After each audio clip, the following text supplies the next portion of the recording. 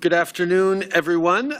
Très content de vous revoir sur cette session sur la sécurité régionale et particulièrement Haïti.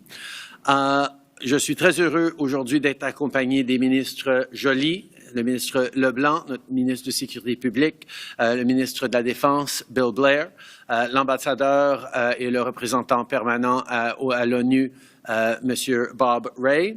But I also want to acknowledge the presence of special guests, Maria Isabel Salvador, the Special Representative of the UN Secretary General and head of the United Nations Integrated Office in Haiti, who's been a strong ally to us as we've continued to work hard to stabilize the situation in Haiti, as well as Bruce Golding, former Jamaican Prime Minister. Thank you, Bruce, for all your leadership as well in this difficult situation. We're gathered today because we all share the same goals, to build a more secure and prosperous hemisphere. Canada is committed to being there for and with CARICOM to address the insecurity caused by inequality, climate change, and political crises. We value our long-standing security and defense relationships, and today is an opportunity to continue our work to foster stability in the region, which will benefit everyone. For those who participated in our first session today, we talked about what we're doing together to fight climate change and to grow sustainable economies. Over the past years, we've seen some of the effects of climate change in all of our countries. This past summer in Canada, we've had our worst wildfire season ever. In the Caribbean, you've been dealing with more frequent hurricanes and tropical storms. To protect our citizens and our economy, it's imperative that we become more climate resilient. That's why we will negotiate an agreement with the Caribbean Disaster Emergency Management Agency to facilitate coordination on regional emergency response. And we're committed to doing more to support you in the months and years to come.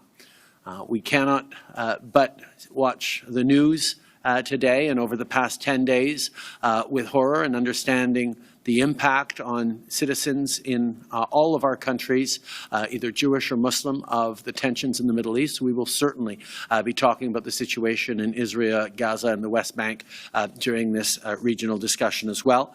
But much of our time will be focused on Haiti, where we're going to be making sure we're all well prepared in the stability and the prosperity that we need to continue to build and restore in Haiti. Le Canada et Haïti ont des liens très forts entre nos populations. Par exemple, chez moi à Montréal, la communauté haïtienne-canadienne apporte des contributions immenses à la culture de notre ville et de notre pays. Et je sais que les gens continuent d'être inquiets. Canada is extremely grateful for CARICOM's Eminent Persons Group efforts in facilitating a national political dialogue in Haiti. During this session, we will welcome the views of the Haitian delegation and other CARICOM member states on the matter. I also want to recognize your sustained leadership as CARICOM in responding to the ongoing crisis, including with active collaboration in strengthening the Haitian National Police. Pour apporter un soutien supplémentaire, le Canada va lancer un programme de formation sur plusieurs années pour aider la police nationale d'Haïti à lutter contre les gangs et la corruption. On va aussi allouer 3,4 millions de dollars pour fournir de l'équipement et de l'aide afin de lutter contre la violence liée aux armes à feu. Et pour aider les Haïtiens à rester en santé, on va investir 18,3 millions de dollars dans le cadre de l'initiative mondiale pour l'équité vaccinale. Les Haïtiens font face à une crise complexe. Notre rôle en tant que partenaire est d'apporter du soutien qui va avoir des impacts durables. Pour obtenir ces impacts durables, c'est très important que les solutions soient dirigées par les Haïtiens. J'ai bien hâte d'entendre vos opinions sur ce qu'on peut faire pour soutenir Haïti et pour promouvoir la stabilité et la sécurité dans la région. To kick it off on the CARICOM side, I believe it's Rowley. It's Keith. Rowley. Yes. So I'll turn now to the Prime Minister of Trinidad and Tobago, Keith Rowley, the Prime Minister Dr. Keith Rowley, Professor, to share his perspective. Thank you very much, Chairman, colleagues. I won't go over the situation with respect to the details of our concern, except to say that security and the whole question of safety are two big primary issues in the CARICOM, especially in places like Trinidad and Tobago, Jamaica, and to a lesser extent the other territories. In recent times, we have seen an explosion in the use of illegal arms and ammunition on a daily basis. In fact, the data now shows that we're losing by violent killings about 15 people a day in the CARICOM region, nearly all of it from the use of firearms. And there's a proliferation in recent times of assault weapons. So the instance of shootings usually end up with multiple casualties, many deaths. And we believe that this is fundamental to any developmental initiative, because if you don't have a sense of safety, if you don't have security to what you have around you, family and otherwise, the other things are wishful thinking. The situation has in fact been worsening. I don't know that I've seen it getting better anywhere. And now, because of the operationalization of gangs and the relative, I would say, ease with which the arms and ammunition coming into the region, gangs have been arming themselves more and more efficiently and effectively. They become better killing machines, to the point now where they pose a threat to the state itself. Only last week in Trinidad and Tobago, by diligent police work, we discovered a cache of 35 50 caliber weapons in a village. When we thought that was the end of it, yesterday, early this morning, they discovered another dozen. And, so people are arming themselves to carry out their criminal business, largely the drug trade and, of course, the human trafficking trade. So what we're saying on this occasion in talking to Canada, not that it's the same conversation we have with the United States, because with the US, we tell them straight, you're producing these things, and they're easy to get. In Canada's case, I would say that we need, the cooperation with Canada can benefit us in the following ways. One, we need to be better able to patrol our coastal areas with small craft. And we can't get a proper supply of small craft to put into use immediately. I'm amazed how difficult it is to get small craft for littoral zone patrolling. But Canada has a long coastline, you have good business, and it may very well be that in conversation with your people, we might be able to find some assistance in that.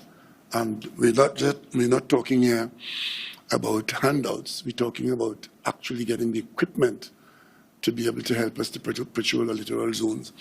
And then the other thing is the effectiveness of the police.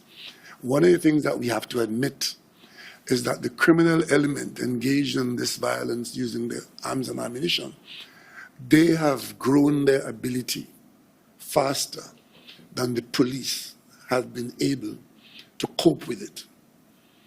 And therefore we need improved police training and more effective policing. And this is an area where we believe that Canada can help us with, because your management of policing is something quite significant.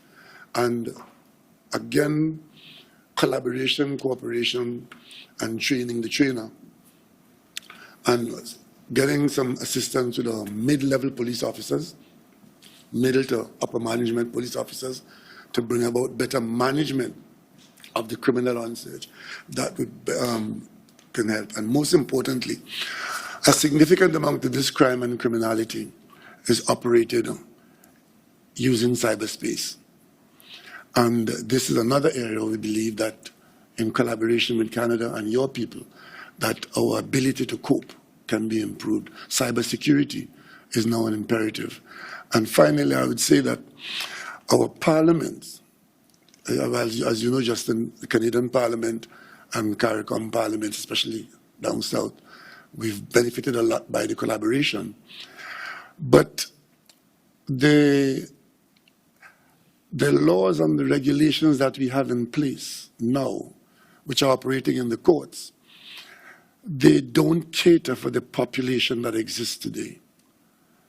They catered for a different breed of people, where there was some moral compass, some underpinning of good behavior, some expectation of integrity in the institutions.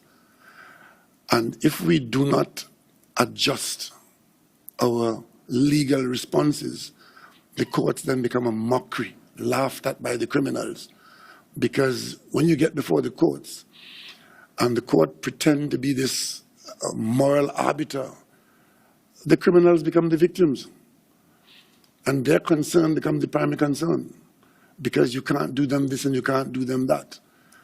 And they just carry on what in effect is an ongoing criminal enterprise. So I'm sorry to report that in the CARICOM region, we have a worsening violent crime situation.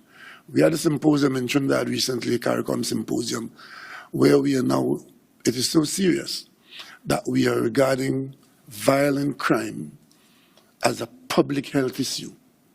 There are very few diseases that are killing more people in CARICOM than arms and ammunition. So that's where it's at, and we believe that there are some areas, as I mentioned, where collaboration with the Canadian authorities and your experts and your institutions can help. And I think we can focus on that rather than speak in generic terms. Thank you.